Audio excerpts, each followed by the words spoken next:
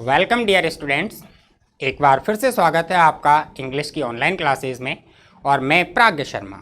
आज आप मेरे साथ स्टडी करने वाले हैं पास्ट परफेक्ट टेंस। तो let's start to read what is this tense.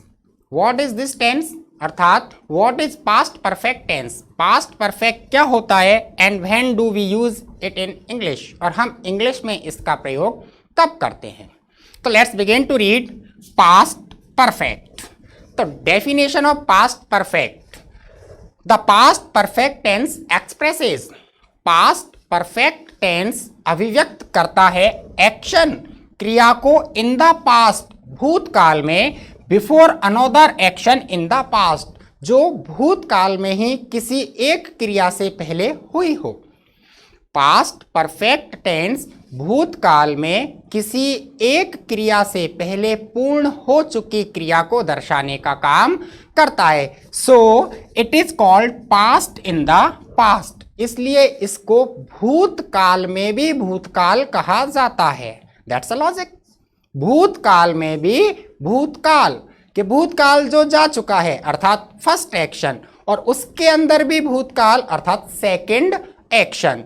तो पास्ट परफेक्ट टेंस ऐसा टेंस जो गुजरे हुए समय के अंतर्गत एक क्रिया से पहले पूर्ण हुई दूसरी क्रिया को दर्शाने का काम करता है, पास्ट परफेक्ट होता है। For example, the train left at 9 AM। रेलगाड़ी 9 बजे रवाना हुई। We arrived at 9:15 AM। हम सुबह 9:15 पर स्टेशन पहुंचे। When we arrived, जब हम वहां पहुंचे, द ट्रेन हैड लेफ्ट, रेलगाड़ी जा चुकी थी। देयर आर 2 एक्शंस, यहां पर 2 क्रियाएं हैं, 2 एक्शन है। First is when we arrive, जब हम पहुंचे अर्थात हमारा पहुंचना, हमारा स्टेशन जाना, ये एक एक्शन हुआ। Second action is the train had left, रेलगाड़ी जा चुकी थी अर्थात रेलगाड़ी का जाना, हमारा स्टेशन पहुंचना और रेलगाड़ी का रवाना होना, ये 2 एक्शन है। तो 2 एक्शंस जब होते हैं कब, भूतकाल में, उनको दर्शाने के लिए अपन किसका यूज करते हैं नॉर्मली, उसके लिए अपन यूज करते हैं पास्ट परफेक्ट टेंस का। देखिए, लुक एट द पिक्चर। मेरे रेलवे स्टेशन पहुंचने से पहले ट्रेन जा चुकी थी। मेरे स्टेशन पहुंचने से पहले ट्रेन जा चुकी थी अर्थात गुजरा हुआ समय हो गया। गुजरा हुआ समय हो गया तो डेफिनेटली है पास्ट होगा। जो समय गुजर गया है वो क्या है, पास्ट होगा, ये पास्ट है। ठीक है, अब अपन इस पिक्चर की सहायता से समझते हैं कि देखिए फर्स्ट इवेंट और सेकंड इवेंट, क्यों, क्योंकि 2 एक्शन होंगे तो अपन ने एक्शन को नाम दे दिया first event and second event. देखिए फर्स्ट इवेंट जो थी वो क्या है, ट्रेन का जाना। सेकंड इवेंट क्या थी, अपन का स्टेशन पहुंचना। तो देखिए ट्रेन टाइमिंग जो थी वो क्या थी, 9 बजे, ठीक है ना। और सेकंडली है अपन के पहुंचने का जो टाइमिंग था वो क्या था, पहुंचने का टाइमिंग था अपन का 9:15 पर। ये 2 एक्शन है, दोनों एक्शन कहाँ कंप्लीट हुए, दोनों एक्शन कंप्लीट हुए हैं पास्ट टेंस में। ये अपना प्रेजेंट आ गया अब यहाँ, तो प्रेजेंट से पहले वाले टाइम में कंप्लीट हुए 2 एक्शन हो गए। तो इसको अपन ने किससे शो किया, इसको अपन ने शो किया पास्ट परफेक्ट टेंस से। क्लियर है। यहाँ हिंदी के एग्जाम्पल में भी देखें, मेरे स्टेशन पहुंचने से अर्थात स्टेशन पहुंचना, ये एक एक्शन है, और दूसरा एक्शन क्या है, ट्रेन का जाना। 2 एक्शन कंप्लीट हो गए। क्लियर है, आ गई बात समझ में। जब ये बात कंप्लीट हो गई तो अपन बात करते हैं पास्ट परफेक्ट टेंस की आइडेंटिफिकेशन की। पास्ट परफेक्ट टेंस को अपन आइडेंटिफाई कैसे करते हैं, कि अगर कोई भी सेंटेंस अपने सामने आ गया तो how can identify that is past perfect. ठीक है, तो देखिए इस टेंस में मुख्य क्रिया के साथ, किसके साथ, मुख्य क्रिया के साथ अर्थात मेन वर्ब के साथ। बखूबी जानते हैं अपन तो मुख्य क्रिया क्या है, मेन वर्ब। मेन वर्ब के साथ चुका था, चुकी थी, चुके थे, लिया था, दिया था, दी थी, ली थी, की थी आदि शब्दों का प्रयोग होता है। कि अगर किसी हिंदी सेंटेंस के लास्ट में मेन वर्ब के साथ क्या आए, चुका था, चुकी थी, चुके थे, लिया था, दिया था, ली थी, दी थी, इस प्रकार के वर्ड आते हैं तो वो सेंटेंस पास्ट परफेक्ट टेंस को रिलेट करता है। फॉर एग्जाम्पल, राम खेल चुका था, ये हुआ चुका था। सेकंड, सीता गाना गा चुकी थी, ये चुकी थी। मैंने नई कार ली थी, अर्थात मैं नई गाड़ी ले चुका था, ये भी। ठीक, तीनों एग्जाम्पल किसके हैं? पास्ट परफेक्ट टेंस के। क्लियर हुई ये वाली बात? अब अपन आगे बात करते हैं कि पास्ट परफेक्ट टेंस को इंग्लिश में ट्रांसलेट कैसे करेंगे। नेचुरल सी चीज है, आइडेंटिफाई तो कर दिया, लेकिन अपना मेन मोटिव क्या है? मेन मोटिव है अपन को हिंदी से इंग्लिश ट्रांसलेशन करना। तो जब पास्ट परफेक्ट को इंग्लिश में ट्रांसलेशन की बात आती है तो इंग्लिश ट्रांसलेशन के लिए अपन को दो चीज़ों की ज़रूरत पड़ती है, जिसमें पहली चीज़ होती है एक्सुलरी वर्ब हेड। पहली चीज़ क्या है? Auxiliary verb head. और सेकंड चीज़ जो होती है वो होती है मेन वर्ब की थर्ड फॉर्म। वो थर्ड फॉर्म किसके द्वारा इंडिकेट होती है? नॉर्मली वर्ब के लास्ट में ईडी लगा करके। कि पास्ट परफेक्ट को जब अपन इंग्लिश में ट्रांसलेट करते हैं तो पास्ट परफेक्ट टेंस के ट्रांसलेशन के लिए हेल्पिंग वर्ब के रूप में, एक्सुलरी वर्ब मतलब हेल्पिंग वर्ब, हेल्पिंग वर्ब के रूप में अपन किसका यूज करते हैं? हेल्पिंग वर्ब के रूप में अपन यूज करते हैं हेड का। और मेन वर्ब की कौन सी फॉर्म लगाते हैं अपन? Third form. कौन सी? Third form. Third form normally किससे बनती है? वर्ब के लास्ट में ईडी लगाने पर क्या हो जाता है? नॉर्मली थर्ड फॉर्म अपन को मिल जाती है। क्लियर है? आ गई बात समझ में? अब बात आती है जो इसकी आइडेंटिफिकेशन अपन ने देखी थी कि व्हाट इज पास्ट परफेक्ट। तो वहां अभी अभी अपन ने कहा कि पास्ट परफेक्ट टेंस में दो एक्शन होते हैं, एक एक्शन पहले होता है और एक एक्शन बाद में होता है। फॉर एग्जाम्पल, मेरे स्टेशन पहुंचने से पहले गाड़ी जा चुकी थी। स्टेशन पहुंचना और ट्रेन का जाना, दो एक्शन है। डेफिनेटली है, एक एक्शन पहले हुआ है और दूसरा एक्शन बाद में हुआ है। ट्रेन का जाना पहले हो गया, उसके बाद में अपना आना, तो ये दूसरा एक्शन हो गया, एक पहले और एक बाद में। तो जब इन वाक्यों को इंग्लिश में ट्रांसलेट करते हैं तो ट्रांसलेट करने के लिए दोनों वाक्यों को जब अपन जोड़ते हैं तो जोड़ने के लिए अपन यूज करते हैं बिफोर एंड आफ्टर। किसका यूज करते हैं? बिफोर का और आफ्टर का। क्लियर है? अगर सेंटेंस में वर्ड आए पहले, जैसे मेरे स्टेशन पहुंचने से पहले या मेरे स्टेशन पहुंचने से पूर्व, तो अपन किसका यूज करेंगे? अपन यूज करेंगे बिफोर का। और यदि सेंटेंस में वर्ड आए बाद में, क्या आए? बाद में, या फिर वर्ड आए पश्चात, जैसे मेरे विद्यालय जाने के बाद माँ ने खाना बनाया, यही है मेरे घर से निकलने के बाद माताजी ने मेरी शर्ट धोई। तो अगर बाद में या पश्चात का प्रयोग होता है तो अपन उसको काय से जोड़ेंगे? उसको जोड़ने के लिए अपन आफ्टर का यूज करेंगे। क्लियर है? हेल्पिंग वर्ब हेड और हेड के साथ मेन वर्ब की थर्ड फॉर्म, दोनों वाक्यों को कनेक्ट करेंगे। कनेक्ट करने के लिए यदि हिंदी में पहले या पूर्व आता है तो बिफोर का यूज, और यदि हिंदी में बाद में या पश्चात आता है तो आफ्टर का यूज। क्लियर है? अब अपन देखते हैं कि ट्रांसलेशन किस प्रकार से किया जाता है। ठीक है, तो देखिए पास्ट परफेक्ट टेंस जैसा कि अपन ने पहले डिफाइन किया है, सेंटेंस का लास्ट वर्ड क्या होगा? चुका था, चुकी थी, चुके थे, लिया था, दिया था, ली थी, दी थी आदि। क्लियर है? ठीक। अब अपन सेंटेंस को जब ट्रांसलेट करते हैं तो अपन बखूबी जानते हैं नॉर्मली सबसे पहले सब्जेक्ट, जैसा कि मैं स्टार्टिंग के वीडियो में भी बता चुका था आपको, कर्ता क्रिया कर्म वाक्य बने नरम। कर्ता लिखो, क्रिया लिखो, कर्म लिखो, वाक्य, सिंपल सी बात है। क्लियर है? तो देखिए जब ट्रांसलेट करेंगे तो सबसे पहले अपन लिखेंगे सब्जेक्ट, सब्जेक्ट के बाद एक्सुलरी वर्ब के रूप में हेड, हेड के साथ मेन वर्ब की थर्ड फॉर्म और मेन वर्ब की थर्ड फॉर्म के बाद ऑब्जेक्ट। क्लियर? फॉर एग्जाम्पल, हमने फिल्म देखी थी, हमने फिल्म देखी थी अर्थात हम फिल्म देख चुके थे। क्लियर है? सब्जेक्टिव पोजीशन पर आया वी। ठीक, वी के बाद हेड, ये हुआ हेड, हेड के बाद वर्ब की थर्ड फॉर्म, देखने को कहते हैं अपन सी। क्या होता है? सी। वर्ब थर्ड में क्या हो जाएगा? ये हो जाएगा सीन, तो ये लगा दिया सीन। अब ऑब्जेक्ट में क्या बचा? Film, the film. We had seen the film. Clear है? ये है अफर्मेटिव सेंटेंस।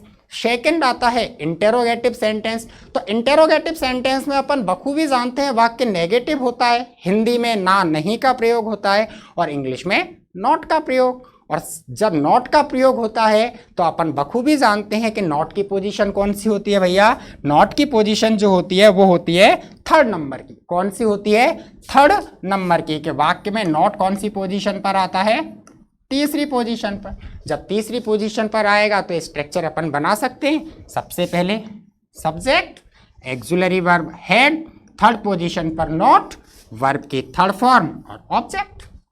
क्लियर। और एग्जाम्पल, हमने फिल्म नहीं देखी थी, सब्जेक्ट वी, वी के बाद हेड, थर्ड पोजीशन पर नॉट। ठीक, मेन वर्ब क्या है, देखना, देखने को सी, थर्ड फॉर्म में क्या बोलेंगे, सीन, ये हुआ सीन और ऑब्जेक्ट हुआ the film, we had not seen the film. Clear है।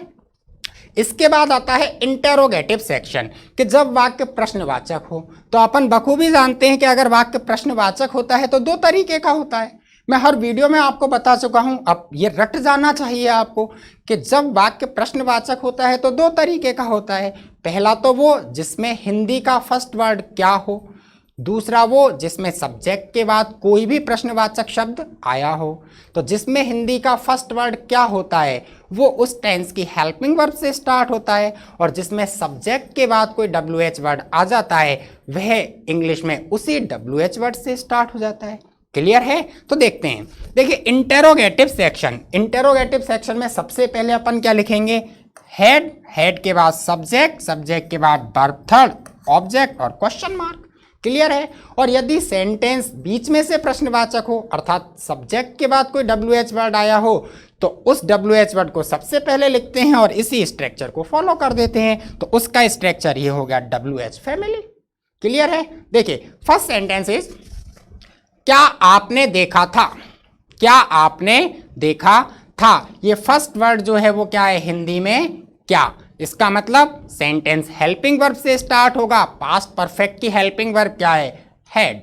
क्लियर। उसके बाद सब्जेक्ट लिखेंगे, सब्जेक्ट यू, और उसके बाद वर्ब की थर्ड फॉर्म, तो देखना, इसकी थर्ड फॉर्म होती है सीन। ये question mark, had you seen, क्या आपने देखा था। सेकेंड सेंटेंस इज, आपने क्या देखा था। अब ये सब्जेक्ट हुआ आपने, ठीक, उसके बाद ये WH वर्ड आ गया क्या। ठीक है। तो अपन बखूबी जानते हैं कि जब सब्जेक्ट के बाद WH वर्ड आ जाता है तो उसी WH वर्ड से ट्रांसलेशन स्टार्ट करते हैं। क्या, क्या को क्या बोलेंगे, व्हाट, व्हाट WH फैमिली हो गई। उसके बाद हेड का यूज, तो ये हेड, उसके बाद सब्जेक्ट यू, फिर मेन वर्ब की थर्ड फॉर्म, मेन वर्ब की थर्ड फॉर्म सीन और क्वेश्चन मार्क। सेंटेंस कंप्लीट हुआ, what had you seen. Clear है। अब बात आती है अपन की इंटेरोगेटिव एंड नेगेटिव सेक्शन की, कि यदि वाक्य नकारात्मक प्रश्नवाचक हो तो अपन बखूबी जानते हैं कि नकारात्मक प्रश्नवाचक होगा तो प्रश्नवाचक के लिए हेल्पिंग वर्ब को पहले लिख लेंगे और नेगेटिव के लिए नॉट लगा लेंगे। Very easy. तो देखिए WH फैमिली हो जाएगी, हेल्पिंग वर्ब हेड आएगी, उसके बाद सब्जेक्ट आएगा, नॉट आएगा, वर्ब की थर्ड फॉर्म आएगी और ये ऑब्जेक्ट हो जाएगा। सेंटेंस है, क्या लोग स्टेज पर नहीं नाचे थे। ठीक, सबसे पहले क्या आ गया, इसका मतलब हेल्पिंग वर्ब से स्टार्ट होगा, हेल्पिंग वर्ब हैड।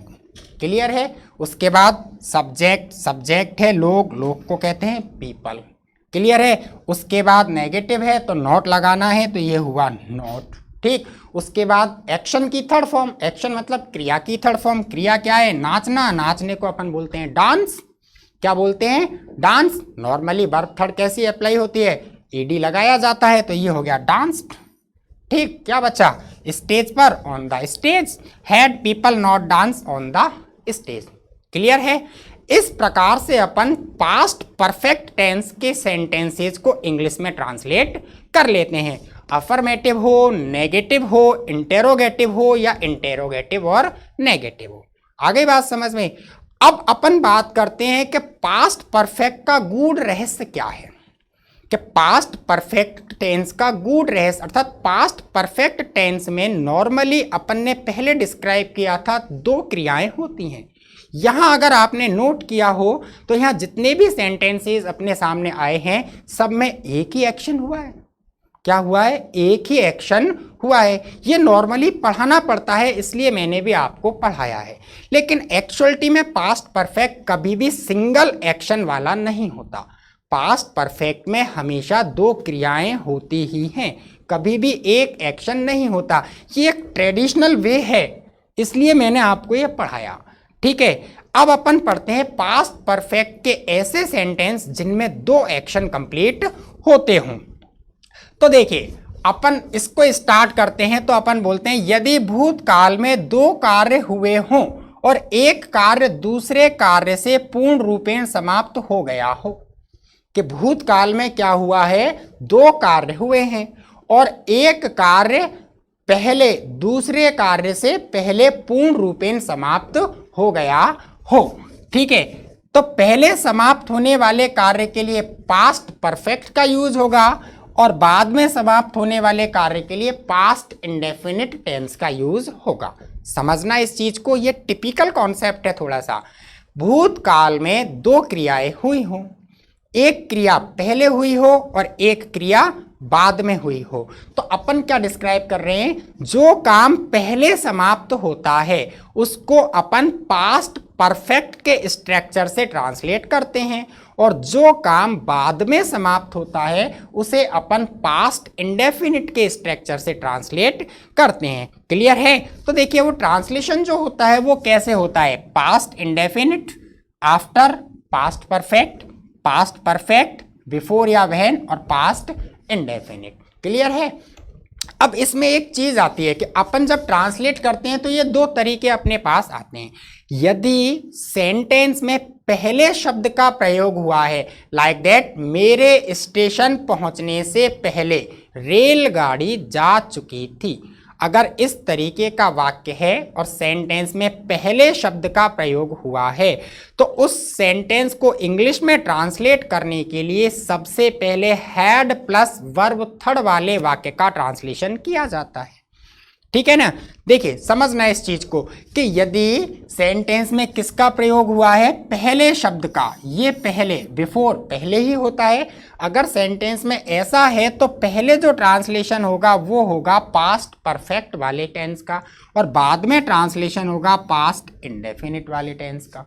ठीक, यदि सेंटेंस में प्रयोग हुआ है बाद शब्द का, मेरे विद्यालय जाने के बाद माँ ने खाना पकाया, इस तरीके का अगर वाक्य है तो उस वाक्य में जो पहला ट्रांसलेशन होता है वो होता है पास्ट इंडेफिनिट का और दूसरा जो ट्रांसलेशन होता है वो होता है पास्ट परफेक्ट का। मैं आपको इंडिकेट कर दूं कि पास्ट परफेक्ट जो होता है वो क्या होता है, हैड प्लस वर्ब थर्ड, और पास्ट इंडेफिनिट जो होता है वो क्या होता है, वर्ब सेकेंड। क्लियर है?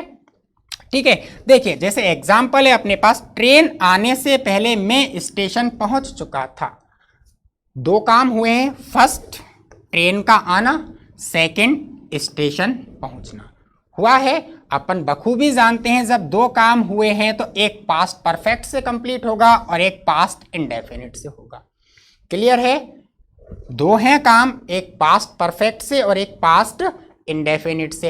अब बात आती है कौन सा पास्ट परफेक्ट से और कौन सा पास्ट इंडेफिनिट से।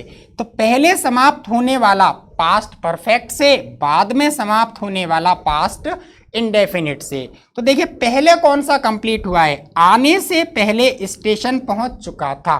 ट्रेन आई नहीं, मैं पहुंच गया, तो मेरा पहुंचना पहले हुआ है, ये पहले हुआ है और ये बाद में हुआ है। क्लियर है? पहले हुआ है तो पास्ट परफेक्ट से कंप्लीट करें, I had reached the station, कर दिया ट्रांसलेट। ठीक है, पहले के लिए क्या यूज करेंगे, बिफोर। ठीक, सेकंड द ट्रेन अराइव्ड। ठीक है, कि I had reached the station before the train arrived, ये पास्ट परफेक्ट हो गया पहला कार्य, ये पास्ट इंडेफिनिट हो गया अपना दूसरा कार्य। क्लियर है? आगे बात समझ में। इसी प्रकार अगर सेंटेंस नेगेटिव फॉर्म में आ जाता है तो नेगेटिव फॉर्म में क्या होगा, नेगेटिव फॉर्म में अप्लाई वही करना है, ये पहले समाप्त होने वाला हैड प्लस वर्ब थर्ड, बाद में समाप्त होने वाला वर्ब की सेकंड फॉर्म। और सेंटेंस ट्रांसलेशन का मेथड क्या होगा, यदि पहले आता है तो पास्ट परफेक्ट का ट्रांसलेशन पहले होगा और यदि बाद में आता है तो पास्ट इंडेफिनिट का ट्रांसलेशन पहले होगा। ठीक है, देखिए नेगेटिव में मेरे आने से पहले वह नहीं गया था, मेरे आने से पहले वह नहीं गया था। He had not gone before I came. Second है डॉक्टर के आने से पहले मरीज नहीं मरा था, अर्थात डॉक्टर आ गया, मरीज नहीं मरा तो डॉक्टर पहले आ गया। The patient had not died before the doctor came. Clear है। इसी प्रकार अपन देखते हैं इंटेरोगेटिव सेक्शन। यदि ऐसे ही वाक्य इंटेरोगेटिव में आए तो क्या होगा? देखिए इंटेरोगेटिव में है क्या डॉक्टर के आने से पहले रोगी मर चुका था। ठीक है, तो देखिए had the patient died before the doctor came. Second is क्या अध्यापक के आने से पहले बच्चे खामोश हो गए थे, आने से पहले बच्चे खामोश हो गए थे। Had the children become silent, बच्चों का खामोश होना। Had the children become silent, क्यों? क्योंकि अध्यापक आया नहीं, उससे पहले ही बच्चे चुप हो गए, तो बच्चों के चुप होने का काम पहले हुआ, उसको अपन ने ट्रांसलेट किया हैड प्लस वर्ब थर्ड से। ठीक है ना। Had the children become silent before the teacher came, teacher का आना बाद में हुआ, इसलिए उसको ट्रांसलेट किया अपन ने पास्ट इंडेफिनिट वर्ब की सेकंड फॉर्म से। जब डॉक्टर आया तो क्या रोगी मर चुका था?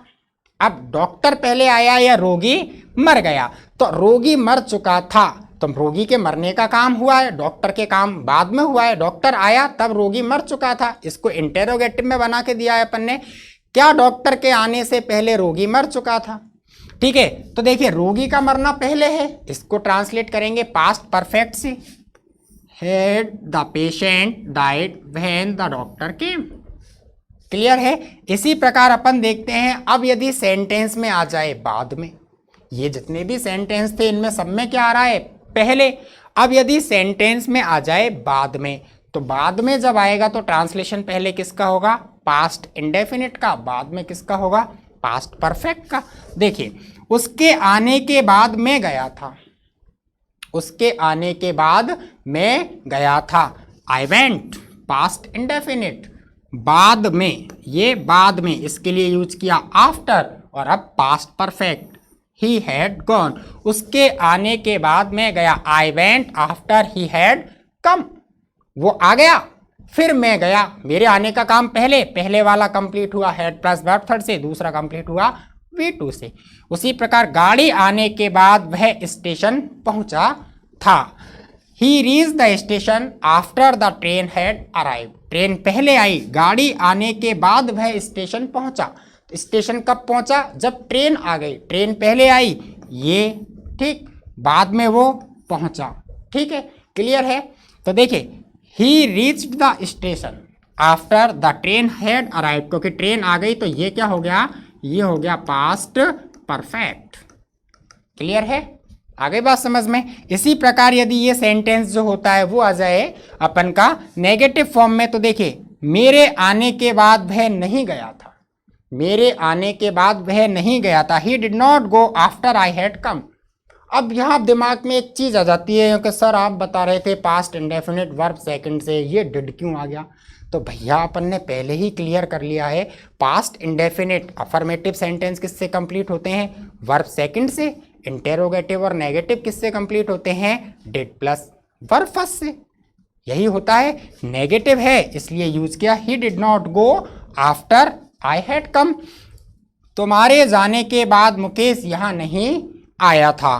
Mukesh did not come here after you had gone, क्यों? क्योंकि आप चले गए, उसके बाद मुकेश नहीं आया, आपके जाने का काम पहले हो गया, तो यू हैड गॉन ये अपन ने ट्रांसलेट किया पास्ट परफेक्ट से, तो कंप्लीट हुआ Mukesh did not come here after you had gone. Clear है।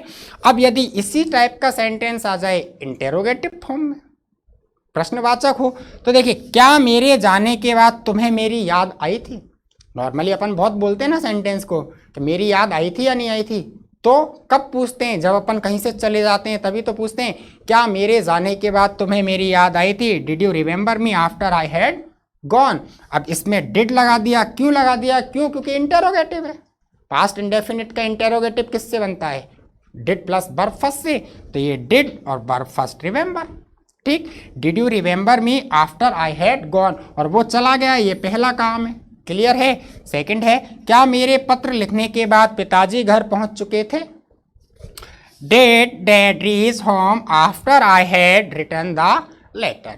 क्लियर है? आ गई बात समझ में? ये है डबल सेंटेंसेस। तो नॉर्मली जो होता है वो पास्ट परफेक्ट ये होता है।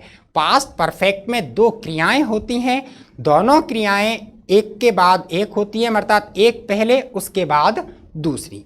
ठीक है, जो पहले होती है उसका ट्रांसलेशन पास्ट परफेक्ट अर्थात हैड प्लस वर्ब थर्ड से करते हैं, जो क्रिया बाद में होती है उसका ट्रांसलेशन पास्ट इंडेफिनिट अर्थात वर्ब की सेकंड फॉर्म से करते हैं। यदि सेंटेंस में पहले शब्द का प्रयोग होता है तो जोड़ने के लिए काहे का प्रयोग करेंगे? बिफोर का। और यदि सेंटेंस में प्रयोग हो बाद में तो जोड़ने के लिए प्रयोग करेंगे आफ्टर का। क्लियर है? ये पास्ट परफेक्ट कंप्लीट होता है। अब अपन समरी पर आते हैं कि पास्ट परफेक्ट की समरी क्या है, ट्रांसलेशन को देखते हैं अपन। तो देखिए, फर्स्ट है सीमा के आने से पहले माँ खाना खा चुकी थी। कौन सा काम पहले हुआ? माँ का खाना खाना। दूसरा काम है सीमा का आना। ठीक है, जो पहले होता है वो पास्ट परफेक्ट से कंप्लीट होता है। मदर हैड कुक्ड फूड, माँ बना चुकी थी, पास्ट परफेक्ट से कंप्लीट किया। सेकंड है सीमा के। क्लियर है? दूसरा है सीमा के आने से पहले माँ खाना नहीं बना चुकी थी। सीमा पहले आ गई, माँ ने खाना नहीं बनाया। Mother had not cooked food before the Seema के। अगला है क्या सीमा के आने से पहले माँ खाना बना चुकी थी? Had the mother cooked the food before Seema came. ठीक है, अगला है क्या सीमा के आने से पहले माँ खाना नहीं बना चुकी थी? Had the mother not cooked the food before Seema came. ठीक, उसी प्रकार सीमा के आने से पहले माँ खाना क्यों बना चुकी थी? तो WH वर्ड से स्टार्ट हो गया। Why had the mother cooked the food before the Seema came. Clear है? ये अपनी समरी है। ठीक है, कि अपन ने किस किस प्रकार के ट्रांसलेशन को कंप्लीट किया, कौन सा एक्शन पहले हुआ, कौन सा एक्शन बाद में हुआ, तो पहले वाला एक्शन कब आएगा, बाद वाला एक्शन कब आएगा। अब बात करते हैं होमवर्क की। तो इट्स फॉर यू, ये आप लोगों के लिए है। इन सेंटेंसेस को इंग्लिश में ट्रांसलेट करना और ट्रांसलेट करने के बाद आप खुद जज करना सही है या फिर गलत है। अगर आपको और समझना है तो वीडियो को एक बार फिर से देखना। तब तक के लिए धन्यवाद। ठीक, बाय बाय।